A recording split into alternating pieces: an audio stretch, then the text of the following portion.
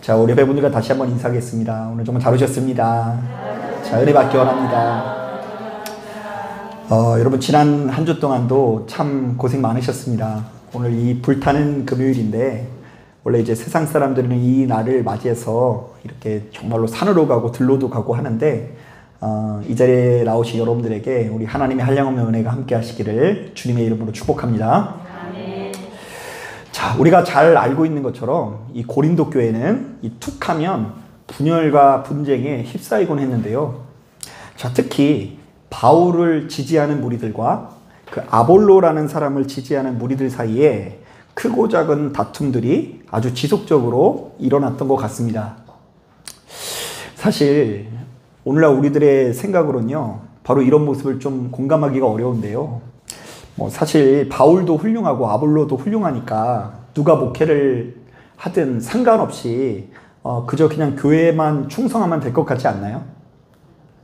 자, 그런데 실제로는 그게 그렇게 간단하지가 않습니다. 제가 이제 목회를 해보니까 그래요. 그 이유는 제가 곰곰이 생각해보니까 크게 두 가지인데요. 먼저 첫 번째로는 육신의 옷을 입고 있는 우리들은 눈앞에 보이는 이 목사들을요, 나의 영적인 스승 내지는 아버지로 여기는 정서를 가지고 있기 때문입니다. 자, 그래서 누군가 갑자기 탁 나타났다고 해서요, 그분을 묻지도 따지지 않고 나의 아버지다, 영적인 스승이다, 이렇게 받아들일 수 없어요. 자, 그래도 그 눈앞에 보이는 누군가와 은혜로 교제하고 생명을 누리는 과정들이 동반돼야 오랫동안 그런 관계가, 신뢰가 쌓일 때에 이제 나도 역시 이제 그 교회에 헌신할 수도 있고 제대로 된 신앙생활을 할 수 있는 거더라고요. 자, 그런가 하면 두 번째로는요, 육신의 옷을 입고 있는 우리들은 우리에게 찾아오는 이 작은 불편함을 좀처럼 견디지 못하기 때문입니다. 사실 목회자마다 그 은사와 능력이 다 각각이거든요. 그래서 이제 어떤 분들은 그 찬양 인도를 참 잘하고요, 누군가는 참 말씀을 잘 전하십니다. 자, 그렇다 보니 이런 경우가 종종 있죠. 이전에 계셨던 분은 찬양 인도를요 거의 CCN 가수처럼 하시는 거예요. 조용필 오빠 저리 가라 할 정도로. 자, 그리고 설교 시간마다 어쩌면 그렇게 그 능통하게 말씀을 잘 전하시는지, 사실은 하나님께서 그 목사님을 어떻게 바라보시는지는 우리가 알 수 없잖아요. 그런데 이제 겉으로 드러나는 그 모습을 우리는 딱 이제 기준으로 삼고 있는데, 아니 이게 웬일입니까? 새로 오신 분이 음치에다가 박치신 거예요. 한 박자가 느리셔. 그런데다가 말주변도 잘 없으셔서 가만히 듣다 보면 정신이 몽롱해지고, 그리고 동공이 축소가 되고, 이게 무슨 말인지 모르고 이러면서 잠이 쏟아질 때에 우리는 평상시에 그 예배 시간마다 그냥 불편한 거예요. 자, 그래서 우리들은 바로 이러한 불편함을 견디지 못하고 이런저런 불평, 불만이 이렇게 터져 나올 수 있어요. 자, 그래서 이제 제가 워낙에 이런 교회의 정서를 잘 알고 있다 보니까 문득 이 말씀을 준비하면서 얼마나 감사한지, 제가 벌써 여러분들과 함께 신앙생활을 한 지 한 7년, 8년 돼가는 것 같거든요. 제가 2016년부터 여러분들과 함께 했는데 꽤 오래됐죠. 그런데 그동안 이 불편한 게 참 많으셨을 텐데, 그러니까 참아주시고 인내해 주신 덕분에 이렇게 쫓겨나지 않고 이렇게 목회를 할 수 있는 것 자체가 참 감사한 것 같아요. 자, 그런데 오늘 우리가 읽은 이 본문에 등장하는 이 고린도 교회가 딱 그랬던 것 같습니다. 자, 이 교회에 다니는 성도들은 각자의 사정으로 인해서 서로 다른 목회자를 지지하게 되었는데요. 자, 누군가는 바울을 자신의 영적인 아버지로 여기고, 또 누군가는 아볼로를 자신의 영적인 아버지로 여기면서 크게 분열하게 됩니다. 자, 그런데 바로 이런 분위기에서 바울은 고린도 교인들에게 굉장히 의미심장한 이야기를 전달하는데요. 자, 우리 다 같이 6절, 7절 말씀 같이 한번 읽어보겠습니다. 시작. 나는 심었고 아볼로는 물을 주었으되 오직 하나님께서 자라나게 하셨나니, 그런즉 심는 이나 물 주는 이는 아무것도 아니로되 오직 자라게 하시는 이는 하나님 뿐이니라. 자, 우리 이것을 어떻게 해야 될까요? 우선 표면적으로는 다툼과 분쟁 가운데 빠져있는 교인들을 중재하고 화해시키는 말씀일 수 있죠. 자, 교회를 개척한 바울이나 그 교회를 양육하고 있는 아볼로 모두 사실은 아무것도 아니다. 자, 그러므로 너희는 쓸데없는 일에 사로잡혀 시간 낭비하지 말고 하나님을 기쁘시게 하는 삶을 살라. 자, 아볼로가 교회의 주인이 아니고 바울이 교회의 주인이 아니고요. 교회의 주인 되시는 분은 누구시라는 이야기죠? 우리 하나님이시니 하나님을 기쁘시게 하기 위해 노력하라는 이야기예요. 자, 그러나 바로 이 말씀은 당시 교인들에게 나타난 이 분쟁을 중재하는 말씀으로만 해석해서는 안 됩니다. 자, 바로 이것은 오늘날 이 시대를 살아가는 우리 모두에게 나아갈 수 있는 길을 제시하는 말씀인데요. 자, 특별히 하나님의 일을 감당하고 있는 사역자들에게 너무나 중요한 말씀이라는 생각이 듭니다. 자, 그래서 우리는 바로 이 말씀을 가까이 하면서 수시로 이렇게 묵상해야 돼요. 한번 따라해 볼까요? 심는 이나 물 주는 이는 아무것도 아니로되 오직 자라게 하시는 분은 하나님뿐이니라. 사실 저는 목회를 하면서 이 본문에 나오는 이 말씀을 크게 공감할 때가 많은데요. 자, 왜냐하면 저는 그 한 사람의 목사로서 부르심을 받긴 했으나 제 자신이 얼마나 별거 아닌 존재인지를 철저히 깨닫고 있기 때문입니다.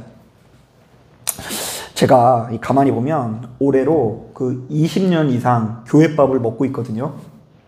그 나름대로 한눈 팔지 않고요. 20살 때 딱 신학교에 들어간 이후에 그 한 번도 교회 현장을 이렇게 떠나지 않고 나름대로 성실하게 사역을 감당해 왔습니다. 특히 이 감리교 같은 경우에는 그 목사 되는 과정이 어찌나 복잡한지 그 목사 되기 전에 시험을 계속 봐야 되거든요. 근데 저 한 번도 안 떨어진 거 아세요? 별거 아닌 건데 자부심 같죠? 그 엘리트예요, 엘리트. 그런데 처음에는요, 제 자신이 정말 중요하던 사람이라는 생각이 드는 거예요. 특히 나름대로 이 대단한 성취를 이룬다든지 가끔씩 이 놀라운 표적이 나타나면 아, 내가 없으면 꼭 이 교회가 망할 것 같고 나야말로 이 교회의 주인공처럼 느껴질 때가 참 많이 있습니다. 그러니까 이제 이 자리에 참석한 여러분들은 다 조연 내지는 엑스트라고 주인공은 누구라고요? 그럼 못된 심보를 가지고 목회를 하게 된 거죠. 하지만 이제 그렇지 않더라고요. 나는 이제 교회를 이렇게 계속 이렇게 사역을 하다 보니까 금세 잊혀지는 존재이고요. 내가 아니더라도 주님의 몸된 교회를 이끌어 가시는 주님의 손길을 수시로 경험하게 됩니다. 자, 그러니까 이제 나 아니면 안 된다 이런 생각 가지면 안 돼요. 나 아니어도 된다. 나는 참 별거 아니고 이 교회의 주인 되시는 분은 하나님이신 것을 항상 염두해야 됩니다. 자, 뿐만이 아닙니다. 이 사역을 하다 보면 크게 절망이 되는 순간들도 많이 있는데요. 나름대로 최선을 다해서 말씀을 전하고 매 순간마다 이 성심성의껏 예배를 준비하는데도 불구하고 이 사람은 쉽사리 변하지 않는 것 때문에 크게 상처가 될 때가 있습니다. 자, 그래서 이제는 좀 반사적으로 이제 사람에게 너무 마음을 두지 않으려고 하는 그 방어의식이 너무 있어서 때로는 그런 생각도 들어요. 뭐냐면, 아, 내가 이대로 목회를 하면 안 되는데 자꾸 이렇게 딱 하는 게 아니라, 그러니까 제가 억지로 그런 게 아니라 사람보다 하나님한테 소망을 둬야 된다. 자꾸 이렇게 하다 보면은 조금 약간 이렇게 좀 이렇게 그런 부분이 좀 생기는 것도 있는 것 같아요. 자, 왜 그러냐면요. 수제자로 알고 있던 한 청년이 교회의 예산을 가지고 도망해서 이제 잠적했다는 소식이 들려오니까 막 그때 너무 속상해요. 그때는 얘가 제 전화 받아요, 안 받아요? 아직까지도 안 받거든요. 그리고 형제처럼 의지하던 교우 중에 그 한 사람이 다른 교우와 또 부적절이라는 관계, 그러니까 이제 그 전문 용어로 마음이 통했다라는 이야기를 많이 하는데요. 아니, 그냥 무슨 술집이나 나이트 같은 데서 마음이 통하면 모르겠는데 그냥 이 멀쩡한 교회에서 그냥 마음이 통해가지고 남녀가 눈이 맞아가지고 이 좋지 못한 부적절한 관계로 흘러갈 때 너무 속상해요. 아니, 그런 일이 있으면 교회를 어떻게 나오냐고요. 자, 그리고 함께 제가 신앙생활 하던 이 초등학생, 중학생, 고등학생 굉장히 많거든요. 그러니까 20년 이상 사역을 하다 보니까 그동안 만났던 애들 되게 많아요. 자, 그 과정에서 저 나름대로 사명감이 있으니까 제가 밥을 산 것만 해도 아파트 한 채 가격이에요. 좀 과장을 보태면. 그리고 막 기도도 해주고 어디 이렇게 선교 간다고 하는데 돈이 없다 그러면 얼마 안 되는 그 월급 털어가지고 지원해주고 뭐 이랬는데요. 그때 함께 신앙생활을 하는 애들 중에 지금 끝까지 교회를 다니는 애들이 별로 없어요. 초등학교 때는 좀 더 많고요. 중학교 올라오면서 떨어져 나가요. 거의 4분의 1은 떨어져 나가요. 그리고 중학교에서 고등학교 청년 가면서 다 잊어버리고요. 특히 요즘에 결혼하고 애 낳으면 진짜 교회를 안 나와요. 그 애 키우게 되면 막 힘들잖아요. 그러니까 부부가 서로 싸우려고 교회 나올 정신이 없어요. 네가 더 하나, 내가 더 하나 막 이런 거 가지고요. 그 젊은 청년들이 이제 희생할 줄 모르고 남녀가 굉장히 싸우다가 이 교회 나올 시간이 없어요. 자, 그때 그러면 제가 그런 모습들을 보면 이런 생각이 들죠. 야, 내가 10년 전에 쟤네들이랑 진짜 수련회 가서 펑펑 울면서 기도했는데 그때 제가 막 이런 거 꼭 했거든요. 일평생 주님만 바라볼 사람들은 제자리에서 일어나십시오. 이러면 애들이 다 일어나요. 다 일어나가지고 그리고 이제 하나님 앞에 헌신할 사람은 나오세요. 그러면 나온 애들 막 기도해주고 막 그러는데요. 그때 나온 애들 치고 지금 교회 나오는 애가 없다니까요. 지금 어디 가서 뭐 하는지 모르겠어요. 자, 분명 그때 충성을 다했는데 어떻게 저럴 수 있을까? 때로는 제 자신이 밑 빠진 독에 물 붓기를 하고 있는 것처럼 느껴져서 하나님, 사실 사람에게는 이 복음이 최고가 될 수 없고 돈이 최고일 수밖에 없는 거 아닙니까? 제가 보더라도 이 복음의 권세보다 돈의 권세가 더 강하다라는 생각이 들기도 합니다. 그래서 이렇게 기도하기도 했어요. 하나님, 나에게 말씀의 권능을 주시는 것도 좋지만 이왕이면 100억을 주셔서 우리 교회 나오는 사람들 한 사람 한 사람 다 1억씩 줄 수 있도록 인도하여 주옵소서. 그러면 금방 부흥하겠죠. 자, 그래서 이 과정이 계속해서 반복되다 보니까 제 자신이 얼마나 별거 아닌 존재인지를 수시로 깨닫게 됩니다. 나는 이 교회의 주인공이 아니며 그저 주인 되시는 하나님의 종이라는 생각이 자리 잡게 돼요. 자, 그렇다 보니 어느 순간이 되면 바로 이런 고백들이 저절로 나오게 돼요. 특히 힘든 일이 있을 때마다 이렇게 고백하게 돼요. 심는 이나 물주는 이는 아무것도 아니로되 오직 자라게 하시는 이는 하나님뿐이니라. 자, 이거 뭐예요? 하나님, 나는 할 수 없으니 오로지 하나님의 능력으로 다스리시고 주관하여 주시라는 기도입니다. 하나님, 사람의 마음이 어찌나 변덕이 심한지 누군가는 연락을 너무 많이 해서 정말로 귀찮다고 하면서 교회를 나오지 않고 누군가는 연락이 너무 조금이어가지고 섭섭하다 그러면서 교회를 나오지 않는데 사람은 나의 마음으로 움직일 수 없으니 하나님의 뜻으로 이곳에 불러주시고 은혜 받을 수 있는 사람들을 하나님께서 친히 세워주옵소서. 저는 바로 이것을 가면 갈수록 확신하면서 오늘 예배를 드리고 있는 여러분들과 동일한 마음이 되길 원하면서 크게 두 가지를 권면합니다. 자, 먼저 첫 번째, 우리 인생 가운데 오로지 하나님께서 다스리시고 주관하시는 영역이 있다는 것을 인정하시길 바랍니다. 네. 자, 한 목사님의 가정에 아주 끔찍한 사고가 발생합니다. 자, 목사님의 가정에 그런 사건이 안 일어나면 좋겠는데 이 목사님이 이제 초등학교밖에 안 된 자녀가 하나 있었는데 큰 사고를 당하게 됩니다. 자, 그래서 아주 위급한 상태에서 수술을 하게 되었는데요. 그 담당 의사가 아주 장기간의 수술을 마치고 목사님에게 말하더랍니다. 자, 이제 제가 할 수 있는 것은 다 했습니다. 사실 이것은 의사라면 얼마든지 할 수 있는 말인데요. 자, 이 목사님에게는 바로 이것이 하나님의 응답처럼 느껴졌대요. 자, 방금 전까지 자신의 자녀의 생명이 전적으로 의사에게 달려있다라고 생각을 했는데 자, 순간 그 얘기를 듣더니 아니라는 생각이 들었대요. 그래서 저 의사의 입에서 결국 생명은 하나님께서 다스리고 주관하시는 영역이 있다는 이야기 들려서 그 순간부터 이제 내 몫이다 생각해서 하나님 앞에 밤새 기도로 심으면서 자녀의 회복을 놓고 기도했더랍니다. 자, 그래서 결국 그 자녀가 다행히 회복이 돼서 지금은 건강하게 살고 있는데요. 자, 그런데 우리들은 바로 이것을 수시로 기억해야 합니다. 너무나 미약한 우리들은 알 수 없으나 너무나 미약한 우리들은 내 인생을 내가 다 스스로 다 컨트롤하고 통제하고 이룰 수 있는 것처럼 느끼나 분명히 나의 인생은 내 뜻대로 다 되지는 않는다. 도리어 우리의 인생 가운데서는 오로지 하나님께서만 다스리고 주관하는 영역이 있다는 것을 인정할 수 있어야 되는 거예요. 그래서 이걸 모르고 전도를 하시는 분들은요, 때로는 전도한 자신도 상처받고 전도 당한 그 사람도 상처받기도 해요.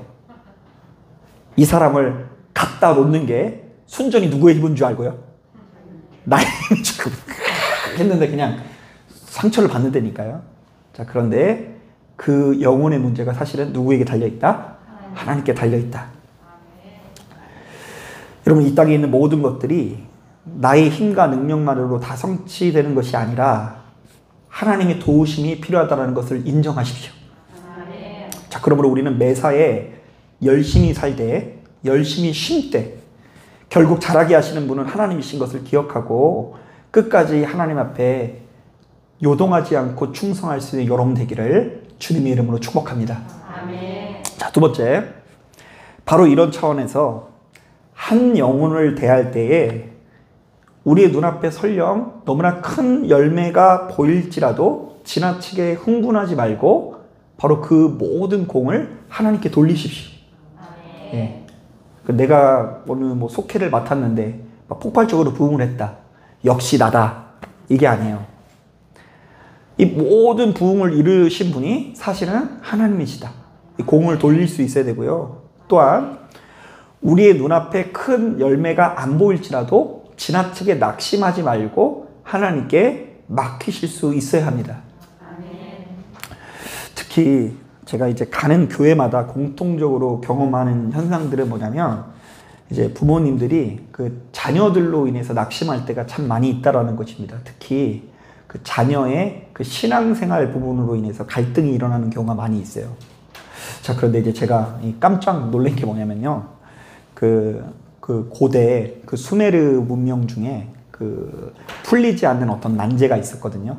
어떤 건축물에 아주 복잡한 이 수메르 언어로 이렇게 쓰여져 있는데 그것을 이제 풀지 못해가지고 이제 많은 고고학자가 매달려서 이렇게 그것을 가지고 씨름을 했다고 합니다.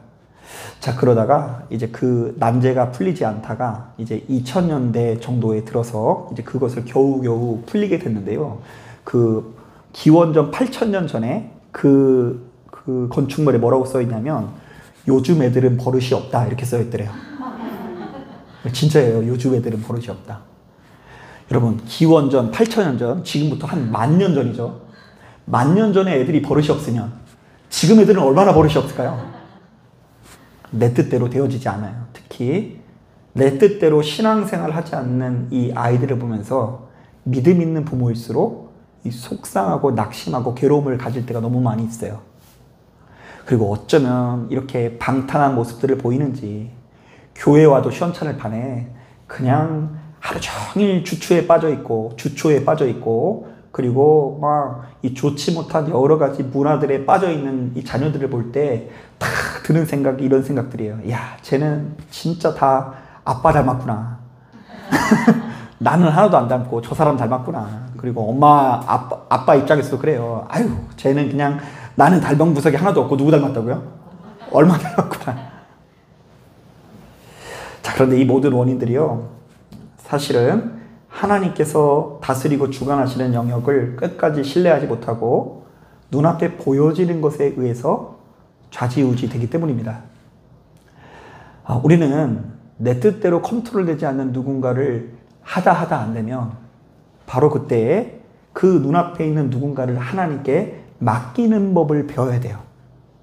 그래서 사실은 진짜 가장 높은 수준의 은혜와 능력 중에 하나가 뭐냐면요, 가만히 있는 거예요. 가만히. 너희는 가만히 있어. 주가 하나님 됨을 볼지어다. 자꾸 이제 내 뜻대로 뭔가 컨트롤이 안 돼서 손이 나가려고 할 때마다 손을 붙들고 가만히 있기 위해서 기도할 때 뭐 하는 줄 아세요? 손을 모으고 기도하는 거예요. 그리고 가만히 서서 기도하면 기도하다 말고 딴 데 뛰쳐나가가지고 나쁜 짓 할까봐 기도할 때 발을 묶어두고 뭘 하는 줄 아세요? 무릎을 꿇고 기도하고요. 그리고 자꾸 눈 뜨고 있으면 눈에 보이는 여러 가지 은혜에서 좌지우지 되다가 성질 날까봐 기도할 때 눈을 감게 하는 거래요. 그리고 결정적으로 기도가 기도되기 위해서 필요한 행위가 있는데 고개를 어떻게 해야 돼요? 고개를 빳빳이 쳐들고 하는 게 아니라 고개를 숙이면서 우리 주인 되신 하나님 앞에 순종할 준비를 해야 되는 것이 기도라고 하더라고요. 참 일리가 있어요. 여러분, 눈앞에 열매가 보이지 않으면 이대로 나의 인생이 끝나버릴까봐 두려워할 필요 없습니다. 또한 눈앞에 남들보다 좀 대단한 성취물이 보여진다고 할지라도 저 사람은 형편없는 사람이고 나는 대단한 사람이라고 교만해질 필요도 하나도 없습니다. 우리 하나님의 사랑은 모든 것을 초월하시고 모든 것을 뛰어넘는 사랑이시사 내가 누군가를 사랑하면 하나님 아버지의 사랑은 그보다 훨씬 더 크고 위대하다는 것을 기억하시길 바랍니다. 자, 그러므로 우리의 눈에는 보이지 않지만 만군의 여호와 하나님의 도우심이 동반된다는 것을 기억하고 동반되어야 한다는 걸 기억하고 그때부터 우리는 기도로 씨름해야 돼야 된다는 것을 기억하십시오. 이런 점에서 저는 목사로서 최근에는요, 누군가 새로운 분이 오면 저분이 하나님께서 내게 은혜 받을 영혼을 보내주셨다라고 생각을 하려고 노력합니다. 저 사람이 온 것은 누가 보내주셨다? 하나님 보내주셨다. 자, 이전에는 누군가가 교회 나와서 눈물을 흘리면 이것이 순전히 나의 공로요 성취물처럼 느껴졌습니다. 내가 세상의 다른 목사들과 다르니까 이렇게 능력이 나가고 내가 남들보다 훨씬 더 대단한 사람이기 때문에 저들이 저렇게 은혜를 받는다고 생각하곤 했습니다. 그러기가 쉬워요. 하지만 최근 들어서는 이렇게 연약하고 부족한 사람을 통해서 큰 은혜가 나간다고 한다면 이 모든 것들이 하나님의 작품이라는 생각이 계속해서 일어나게 됩니다. 자, 그렇다 보니 이제는 좀 사람이 늘어난다는 것이 좀 두렵기도 해요. 자, 이러다가 우리 교회 1만 명 되면 어떡하죠? 큰일 났어요, 지금. 저희 유튜브 구독자가 40명이나 되니까요. 자, 그래서 이제 그런 두려움을 안고서 누군가가 은혜 받도록 이 자리에 보내주시는 하나님을 의지하면서 맡기기 위해서 노력하고 있어요. 하나님, 우리 박봉수 권사님을 하나님께 맡깁니다. 하나님, 우리 정현도 집사님을 하나님께서 나보다 더 아끼고 사랑하시죠. 내가 맡깁니다. 하나님, 붙들어 주셔서 은혜로 이끌어 주시옵소서. 여러분, 마찬가지입니다. 우리 눈앞에 설령 큰 열매가 보일지라도 지나치게 흥분하지 마시고 하나님의 작품으로 여기시고, 우리의 눈앞에 큰 열매 안 보일지라도 지나치게 낙심하지 마시고 하나님께 맡기는 연습을 하세요. 그거 하나님이 기도시키시는 거예요. 자, 오로지 하나님께서 다스리시고 주관하시는 영역이 있다는 것을 깨닫고 내어 맡기실 수 있는 저와 여러분 되길 주님의 이름으로 축복합니다. 자, 기도하겠습니다.